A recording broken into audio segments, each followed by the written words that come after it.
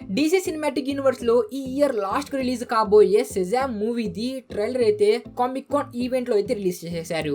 కానీ ఈ movie release కావడానికి చాలా రోజులే ఉంది, కానీ దీనికి సంబంధించిన ట్రైలర్ అయితే రిలీజ్ చేసేసారు. అది ఎందుకు చేశారు, ఏం కొత్త, దీని గురించి కూడా డిస్కస్ చేద్దాం. కానీ ఈ ట్రైలర్ గురించి ఫస్ట్ మీకు చెప్పేస్తాను. నిజంగా ఈ ట్రైలర్ అయితే నాకు చాలా బాగా నచ్చింది. అంత గూస్ బంప్ సీన్స్ లేవు, కానీ చాలా ఫ్యామిలీ వైబ్స్ అయితే నాకైతే ఈ ట్రైలర్ అయితే ఇచ్చింది.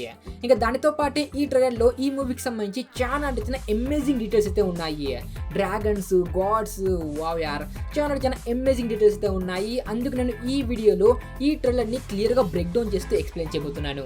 అందుకు ప్రతిసారి లాగానే ఎక్కడ స్కిప్ చేయకుండా ఎండ్ వరకు తప్పకుండా చూడండి, ఎందుకంటే చాలా అమేజింగ్ డీటెయిల్స్ ఉన్నాయి కాబట్టి.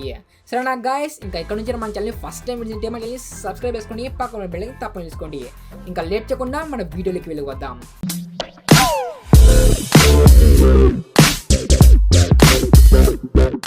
ఈ ట్రైలర్ స్టార్ట్ కాగానే మనకి ఈ విషయం అయితే క్లియర్ గా అర్థమైపోతుంది.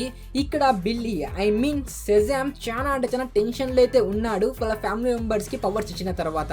ఎందుకంటే వాళ్ళందరూ పిల్లోళ్ళు, ఇంకా ఇతను కూడా పిల్లోడే, కానీ వాళ్ళకి అంత మెచ్యూరిటీ అయితే ఉండదు. వాళ్ళు వాళ్ళ పవర్స్ ని జస్ట్ ఏదో ఆడుకునే వస్తువులాగైతే యూజ్ చేస్తున్నారు. దానికి సంబంధించి అతను చాలా టెన్షన్లో అయితే ఉన్నాడు. ఎందుకంటే ఇప్పుడు సెజామ్ కి కొంచెం మెచ్యూరిటీ అయితే వచ్చేసింది. లాస్ట్ మూవీలో మొత్తం ఫైట్ జరిగింది కాబట్టి తనకి మెచ్యూరిటీ అయితే వచ్చేసింది, కానీ వాళ్ళ ఫ్యామిలీ మెంబర్స్ కి ఇంకా ఎవరికి మెచ్యూరిటీ అయితే రాలేదు. వాళ్ళు వాళ్ళ పవర్స్ ని ఏదో చిన్నపిల్లలు ఆడుకునే ఆటల్లాగైతే వాళ్ళు చేస్తున్నారు. ఎందుకంటే యాక్చువల్ చెప్పాలంటే చిన్న పిల్లలే వాళ్ళు. ఇంకా దీనికి సంబంధించిన మొత్తం స్టోరీని అతను ఒక డాక్టర్ కి చెప్తూ ఉంటాడు. అది కూడా ఏదో పెద్ద డాక్టర్ అయితే కాదు, అతను చిన్న పిల్లల డాక్టర్. ఇదైతే కొంచెం ఫన్నీగా అయితే ఉంది. మీరు యాక్చువల్ గా చూసినారు అంటే మన సెజామ్ కూడా ఒక చిన్న పిల్లోడే, మన బిల్లీ కూడా ఒక చిన్న పిల్లోడే, కాబట్టి ఇది కొంచెం సెన్స్ అయితే కొంచెం క్రియేట్ అయితే చేస్తుంది. ఇంకా దానితో పాటే మనం ఈ డాక్టర్ రూమ్ ని సరిగ్గా గమనిస్తే ఇక్కడ మనకి చాలా ఎక్కువ రెఫరెన్స్ చూడడానికి దొరుకుతాయి. ఇక్కడ bat girl, wonder women toys ని మనం చూడవచ్చు. ఇంకా ఇక్కడ మనం యానబెల్ టాయ్ ని కూడా మనం చూడవచ్చు. ఇంకా చాలా మందికి ఇదే డౌట్ వస్తుంది, డీసీ యూనివర్స్ లో యానబెల్ కూడా ఒక పార్టేనా అని. ఐ థింక్ నేను కూడా అదే అనుకుంటున్నాను. ఎందుకంటే డీసీ యూనివర్స్లో చాలా చోట్ల మనకి యానబెల్ సంబంధించిన టాయ్ని అయితే మెన్షన్ అయితే చేశారు. అది ఆక్వామ్యాన్ మూవీ నుండి ఇక దానితో పాటే మన సెజామ్ మూవీ వరకు లాస్ట్ మూవీలో కూడా రెఫరెన్స్ అయితే ఇచ్చారు. ఇలా ఎందుకు అంటే ఈ మూవీస్ని డైరెక్ట్ చేస్తున్న డైరెక్టర్స్ ఒకప్పుడు యానబెల్కి సంబంధించిన మూవీస్ని డైరెక్ట్ చేశారు. అందుకు దానికి సంబంధించిన రెఫరెన్స్ని ఈ మూవీస్లో అయితే ఇచ్చారు. ఇంకా ఇక్కడ సెజామ్ ఈ డాక్టర్కి చెప్పిన తర్వాత మనకి ఈ విషయం కూడా క్లియర్గా అర్థమవుతుంది. ఇతను తన పవర్స్ ని ఎక్స్ప్లోర్ చేయడం మానేసి వేరే వాళ్ళతో తనని కంపేర్ చేసుకుంటున్నాడు అని. అతను సూపర్ మ్యాన్ తో, ఫ్లాష్ తో, ఇంకా బ్యాట్ మ్యాన్ తో కూడా కంపేర్ చేసుకుంటున్నాడు. కానీ తనలో ఉన్న పవర్స్ ని అతను ఇంకా గమనించలేదు. అతను జస్ట్ కంపారిజన్ లోనే ఉన్నాడు.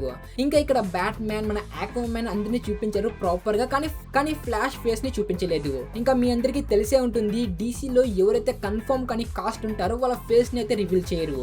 సేమ్ ఇలాగే సెజామ్ మూవీలో కూడా చేశారు. అక్కడ మనకి సూపర్ మ్యాన్ ఫేస్ ని మొత్తం చూపించలేదు.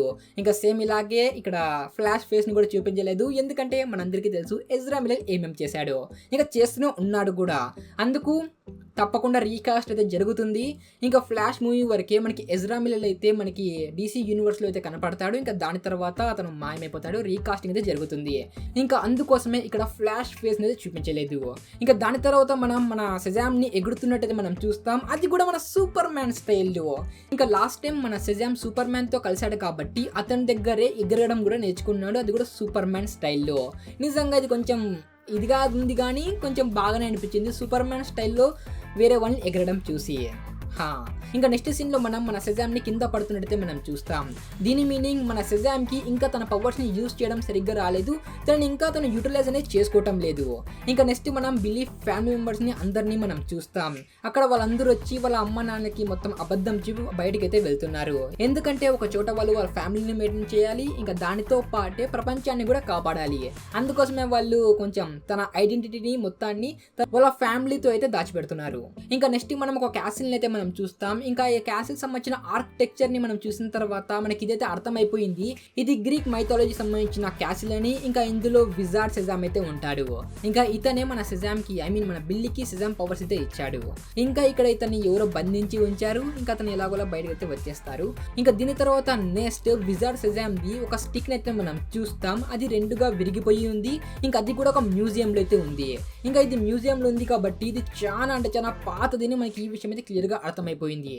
ఇంకా ఇక్కడికి ఈ స్టిక్ ని తీసుకోవడానికి డాటర్ ఆఫ్ అట్లాంటిస్ అయితే ఇక్కడికి వచ్చారు ఈ స్టిక్ ని తీసుకోవడానికి. DC కామిక్స్ లో అండ్ గ్రీక్ మైథాలజీలో అట్లాంటిస్ కి 7 డాటర్స్ అయితే ఉంటారు. కానీ ఈ మూవీలో మనకి ముగ్గురు మాత్రమే చూపించారు. ఎస్పెరా, కాలిప్సో అండ్ నాంతియా ఈ ముగ్గురిని మాత్రమే ఇక్కడ చూపించారు. ఇంకా వీళ్ళు ఇక్కడ ఎందుకు వచ్చారు, ఏం కథ, దీనికి సంబంధించి ఒక మంచి ఫ్యాన్ థియరీ అయితే ఉంది. అది మీ దగ్గర షేర్ చేసుకుంటాను, కానీ స్పాయిలర్ కావచ్చు, అందుకు మీరు ఈ టైం లైన్ వరకు స్కిప్ చేసి ఇక్కడ నుంచి వెళ్ళిపోండి.